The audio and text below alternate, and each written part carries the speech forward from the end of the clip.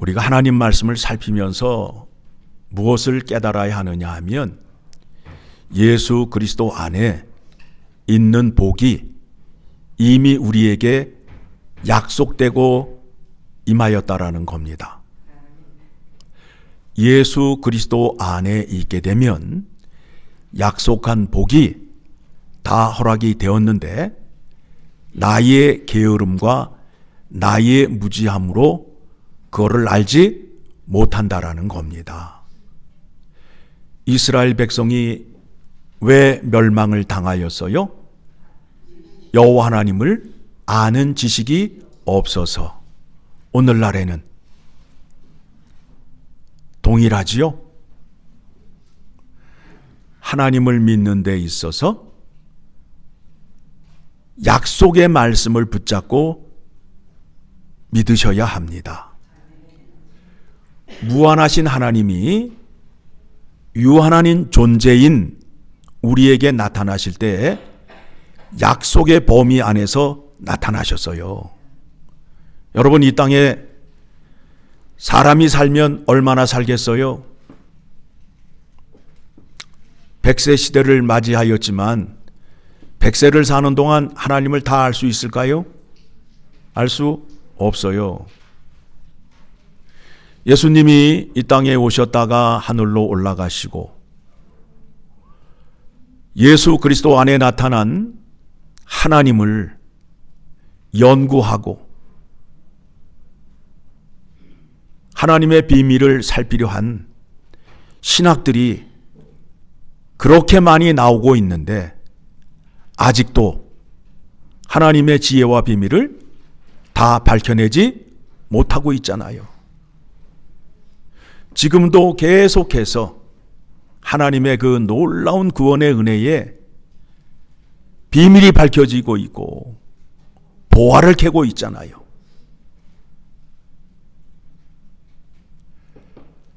우리가 하나님을 알 수 있는 범위는 약속의 범위 안에서 알 수 있다라는 겁니다.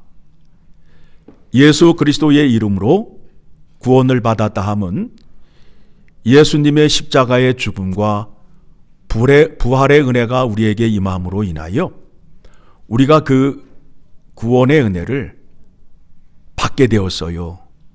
그래서 믿음이 무엇냐고 물으신다면 여러분은 어떻게 대답을 하시겠어요? 예수 그리스도 안에서 하나님께서 주시는 은혜를 받는 것을 믿음이라고 말하는 거예요. 다시 말씀드릴까요? 세상이 말하는 그 믿음과 성경이 말하는 믿음이 달라요. 예수 그리스도 안에서 하나님께서 값없이 주시는 은혜를 받아들이는 것을 믿음이라고 그래요. 그래서 뭐라고 그래요? 로마서 1장 17절에 복음에는 하나님의 의의가 나타나서 믿음으로 믿음에 이르게 하나니. 그렇죠? 믿음이 두 번 나오잖아요. 하나님이 주시는 은혜를 믿고 따르는 것을 말하는 거예요. 그런데 많은 사람들이 어떻게 하나님을 믿고 있느냐 하면 예수 그리스도 안에서 하나님께서 거저 주시는 은혜를 망각하고 알지 못하고 나의 열심으로 믿는 것을 믿음이라고 하고 있어요. 그거는 믿음이 아니에요. 그렇게 믿음을 갖게 되면 하나님의 말씀이, 약속의 말씀이 필요 없어요. 그래서 내 마음대로 믿는 거예요. 내 마음대로. 말씀도 내 마음에 맞지 않으면 어떻게 해요?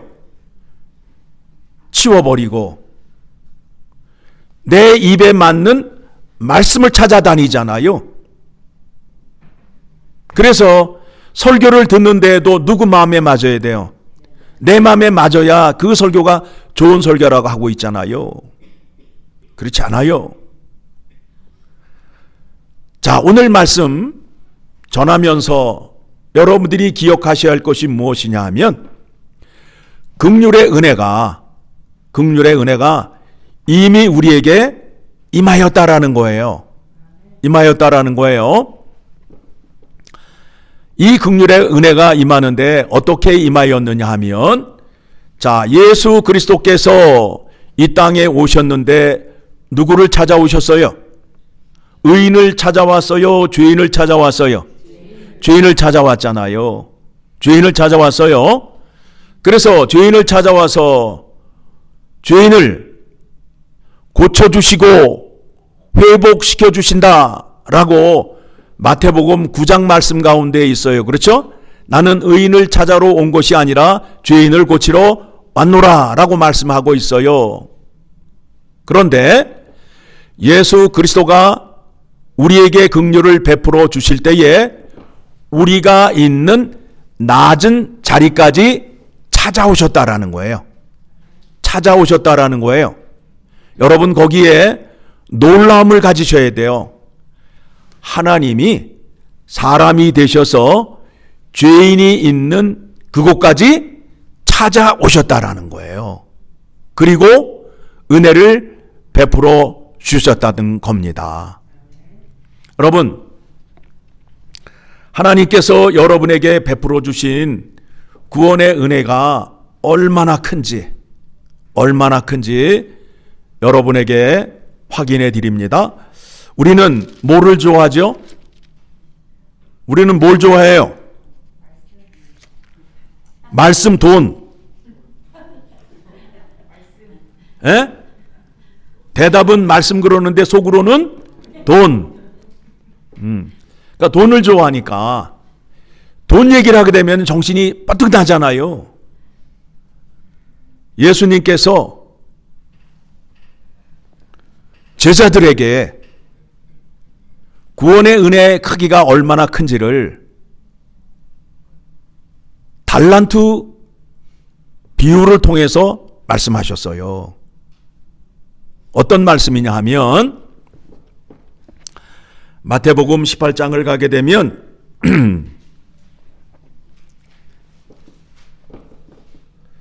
용서의 문제를 다루시면서 어떤 종 하나가 임금에게 죄에 대하여 탕감을 받았는데 그 탕감의 크기가 얼마냐 하면 1만 달란트.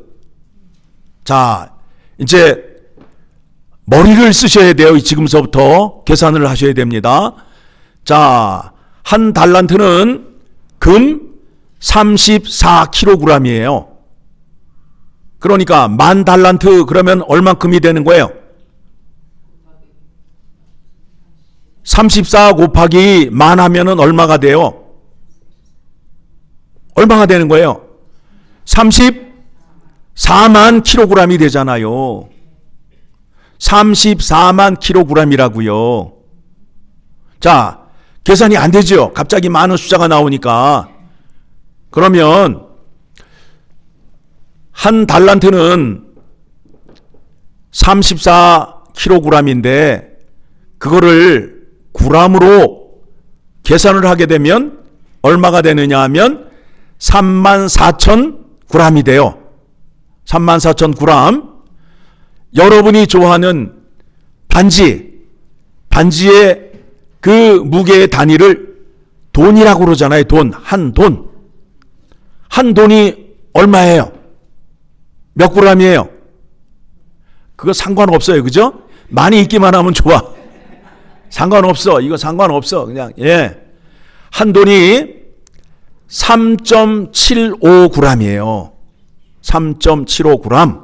그러면 한 돈이 3.75g이에요. 그러면 3.75g 나누기 34,000g을 하게 되면 한 돈짜리 반지가 몇 개가 나오는 거예요? 계산이 안 돼요. 우리 머리로는. 그죠? 그러니까 제가 계산을 해보니까 9,067개가 나와. 한 달란트에. 그러면 지금 금반지 한 돈 값이 얼마예요? 얼마 전에 제가 사보니까 250불이에요. 예, 한돈에. LA 가서 샀더니 250불이에요. 자, 그러면 250불 곱하기 9067 하면 얼마예요? 계산이 돼요, 안 돼요? 어마어마한 돈이잖아요. 어마어마한 돈이에요. 계산을 얼추 해보니까 한 달란트에 200만 불이 되는 거예요. 예? 그럼 200만 불에다가 얼마를 또 곱해야 돼요? 만을 곱해야 된다고. 그 크기가 하나님으로부터 죄에 대하여 탕감을 받은 그 구원의 크기예요. 이제 이해가 되시나요? 얼만큼 큰지 이해가 되시죠? 그렇게 탕감을 받은 자가 탕감을 받고 돌아왔는데 자기 친구가 자기에게 얼마를 빌려갔어요? 100데나리온. 100데나리온을 빌려갔다고. 그거를 안 갚는다고 그 사람을 멱살을 잡고 옥에 넣으려고 해요. 그러면 이 얘기를 하는 이유가 뭐예요? 죄인은 이미 하나님으로부터 긍휼함을 받았잖아요. 그러면 긍휼함을 받은 자라면 내 친구에게 긍휼함을 나타내야 된다, 안 나타나야 된다? 나타나야 된다. 그런데 나타나지 않았어요.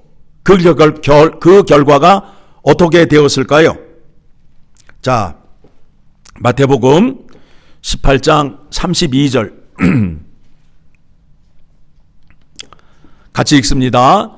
이에 주인이 그를 불러다가 말하되 악한 종아 내가 빌기에 내가 내 빚을 전부 탕감하여 주었거늘 내가 너를 불쌍히 여긴과 같이 너도 내 동료를 불쌍히 여김이 마땅하지 아니하냐 하고 주인이 노하여 그 빚을 다 갚도록 그를 옥졸들에게 넘기니라.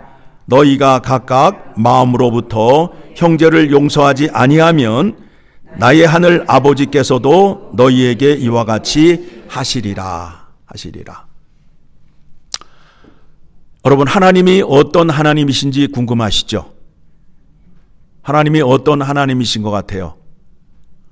하나님이 자기 자신을 소개할 때 어떻게 소개하셨느냐 하면 출애굽기 33장을 가게 되면 이렇게 말씀을 하셨어요. 나는 이러이러한 사람이다. 나는 이러이러한 사람이다. 라고 말씀하셨어요. 19절. 출애굽기 33장 19절 시작. 예수 여호와께서 이르시되 내가 내 모든 선한 것을 내 앞으로 지나가게 하고 여호와의 이름을 내 앞에 선포하리라. 나는 은혜 베풀 자에게 은혜를 베풀고 긍휼히 여길 자에게 긍휼을 베푸느니라. 뭐라고 얘기하셨다고요?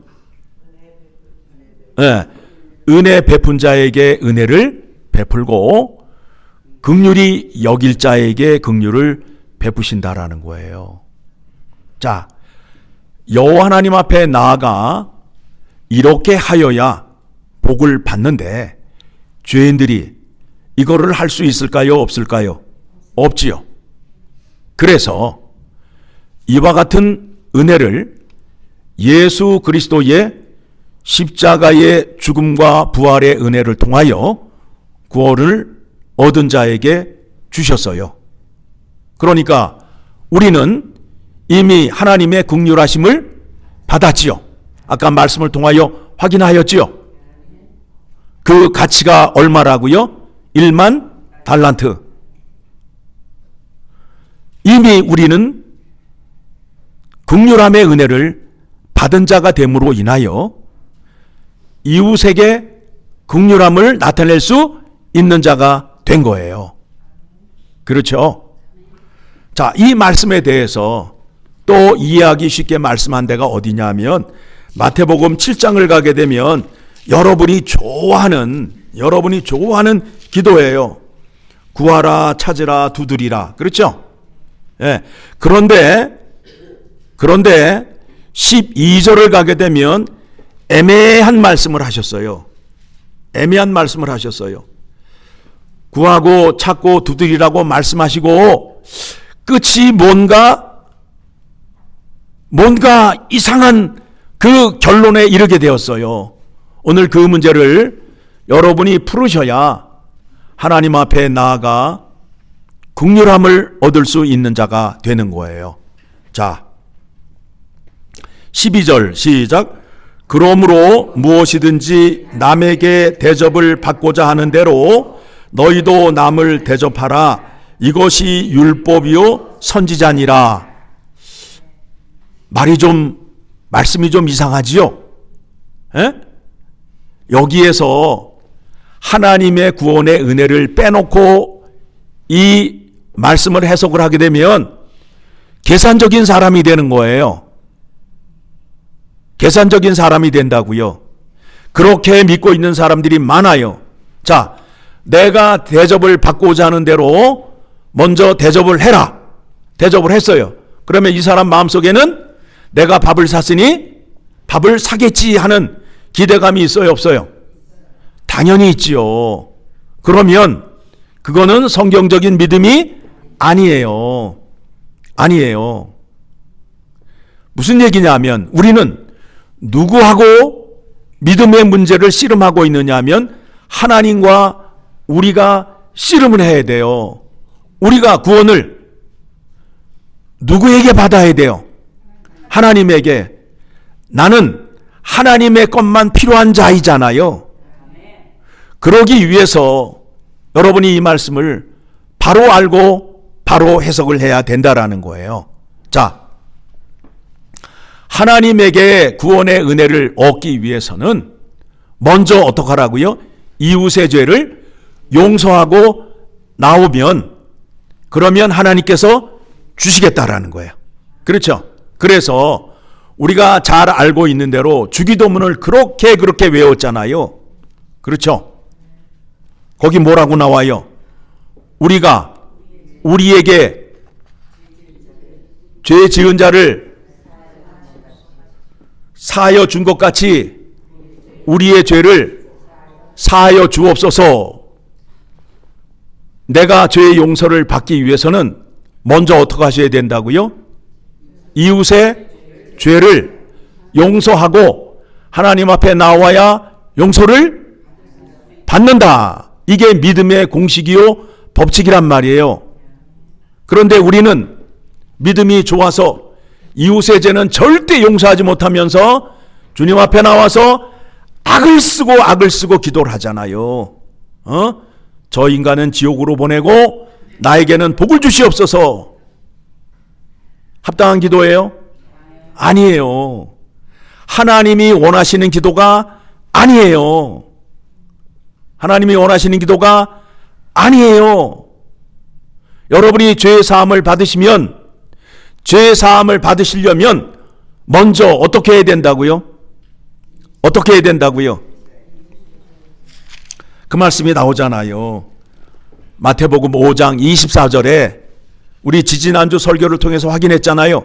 하나님의 사람이라면 먼저 해야 할 일이 있다고. 먼저 어떻게 하라고요? 24절 시작. 예물을 제단 앞에 두고 먼저 가서 형제와 화목하고 그 후에 와서 예물을 드리라. 이웃의 죄를 용서한 다음에 그런 다음에 와서 하나님께 예배를 드리라는 거예요. 그래야 하나님께서 그 예배를 받으신다라는 거예요.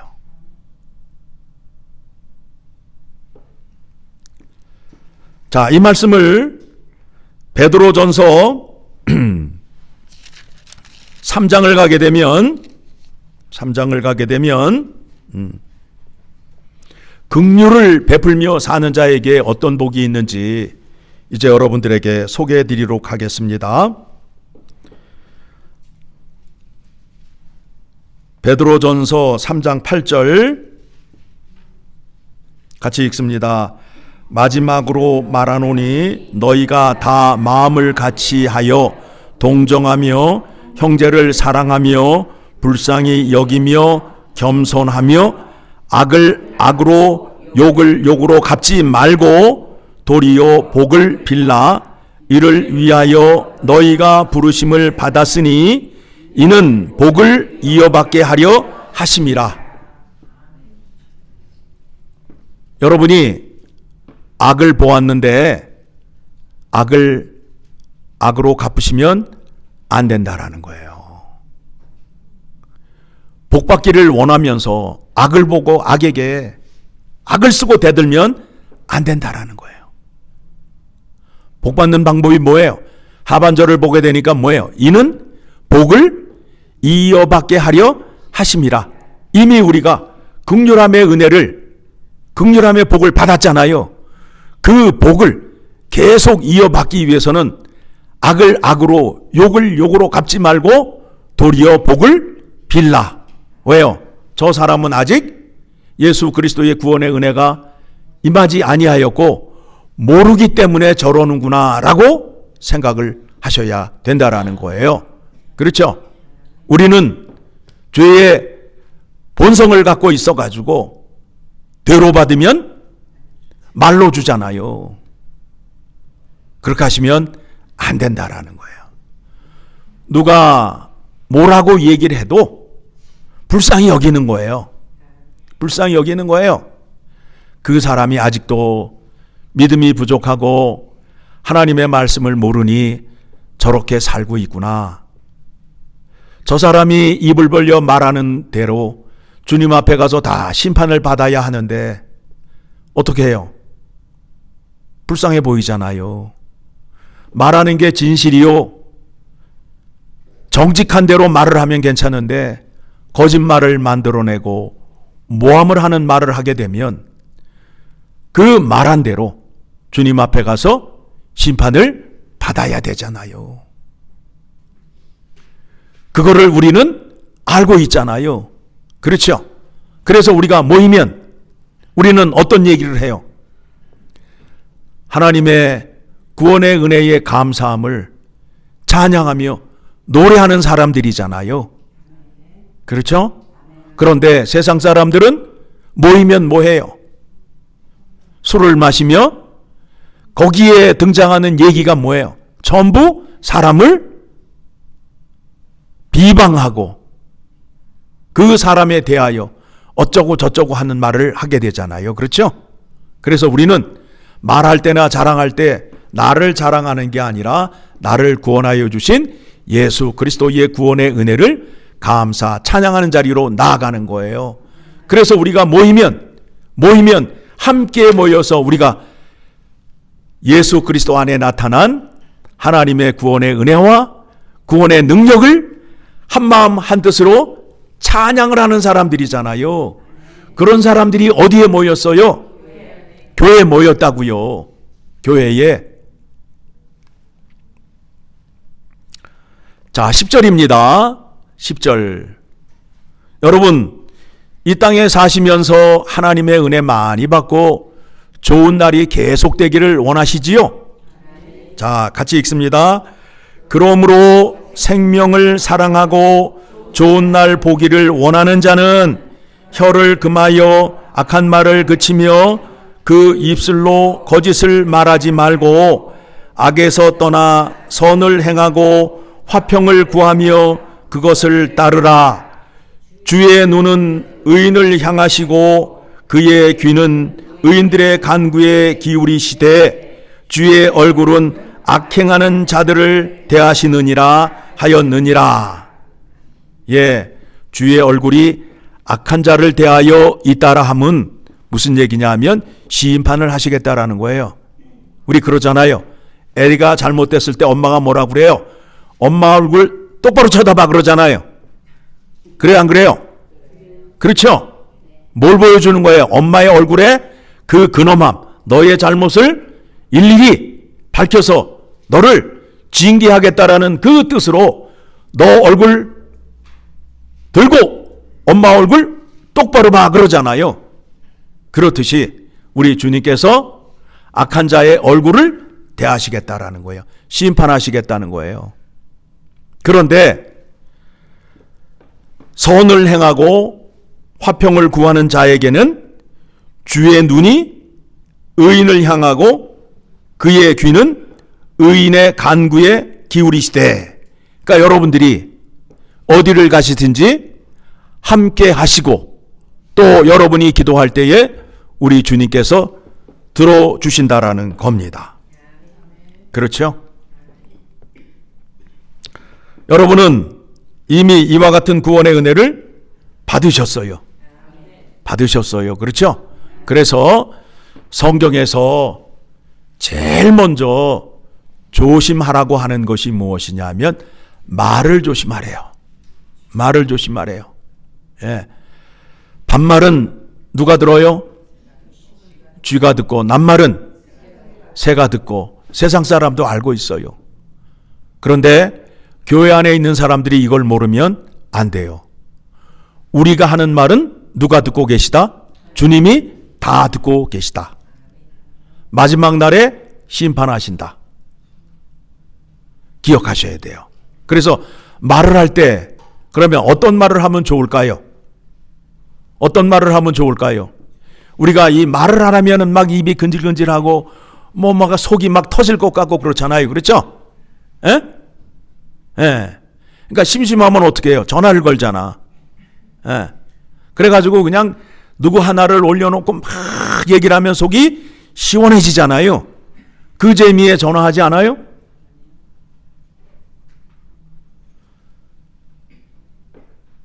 말을 하는데 제일 좋은 게 뭐냐면 상담이에요. 상담. 그 사람의 얘기를 들어주는 거야. 에? 들어주는 거야. 얼마나 마음이 아프니? 어? 내가 듣는데도 마음이 이렇게 아픈데 네 마음은 얼마나 아프겠니? 이런 얘기를 들어주는 거예요.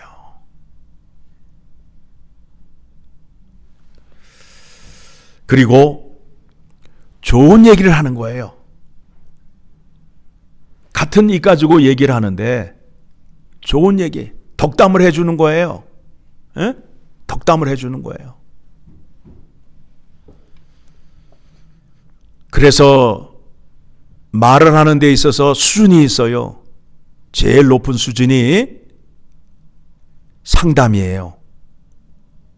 그 다음이 덕담이고 그 다음이 잡담이에요.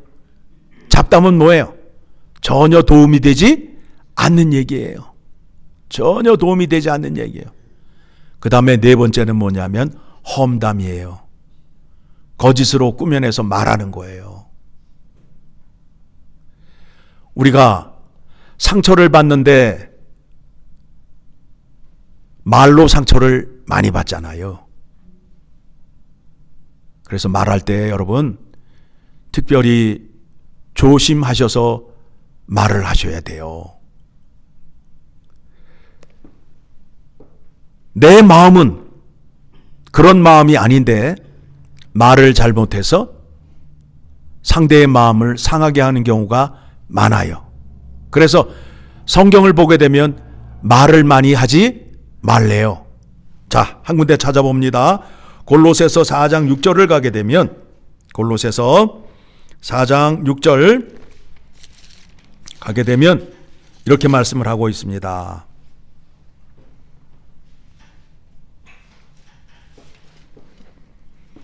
같이 읽습니다. 너희 말을 항상 은혜 가운데서 소금으로 맛을 낸과 같이 하라. 그리하면 각 사람에게 마땅히 대답할 것을 알리라. 많이 하셔도 안 되고 적게 하셔도 안 된다라는 거예요. 잘 이해가 되게끔 소금으로 비유를 했어요.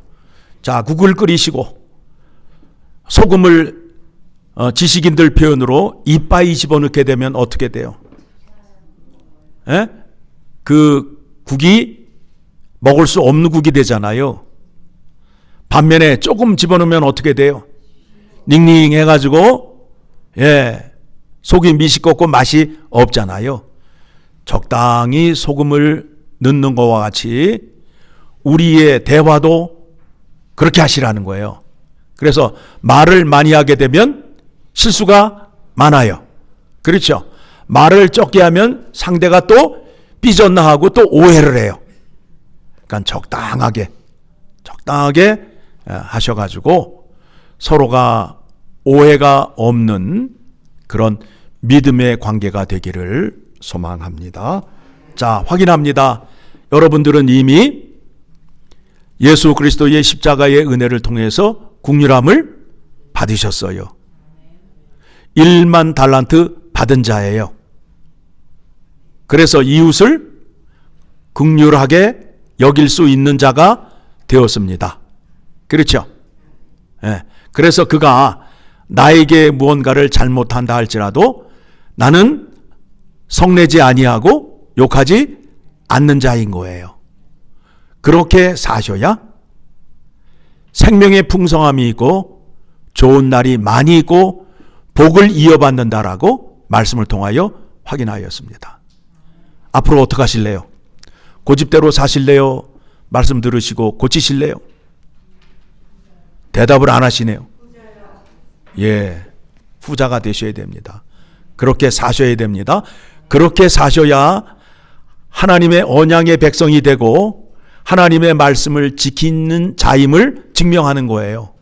말씀을 들었는데 그 말씀을 순종하지도 않고 따르지도 않게 되면 나는 하나님과 상관이 없는 자요, 하나님의 계명을 지키지 않는 자요라고 증거를 나타내는 것밖에 안 되는 거예요. 그러니 여러분이 하나님의 자녀라면 아버지를 기쁘게 하는 자리로 나아가세요. 아버지가 원하는 게 뭐예요? 송아지를 갖고 오는 거? 아니면 아버지의 말씀을 잘 듣는 거? 오늘 대답들을 안 하시네. 아버지가 원하시는 게 뭐예요? 아버지의 말씀을 잘 듣고 따르는 것을 원하신다고요. 여러분들이 여러분 자녀에게 원하는 게 뭐예요? 예, 송아지 뒷다리를 원하시는 거예요? 내 얘기를 잘 듣고 잘 따라주는 거예요? 그게 아버지의 마음이란 말입니다. 그게 아버지를 기쁘게 하는 거예요. 그렇게 함으로 인하여 아버지께 영광을 올려드리는 거예요. 아버지의 말씀은 듣지도 않고 따르지도 않으면서 매일 송아지 뒷다리 갖다 놓고 나는 할 만큼 했어. 하나님 영광 받으세요. 그러다 망한 민족이 어느 민족이라고요? 이스라엘 사람들이에요. 그와 같은 실수를 하지 않게 하기 위해서 우리에게 누구를 주셨어요? 예수 그리스도를 주셨다고요. 그리고 그 은혜를 주셨어요. 우리는 아버지 말씀을 듣고 순종하는 자리로 나아갈 수 있는 자입니다. 그렇죠? 아버지를 기쁘게 할 수 있는 자입니다.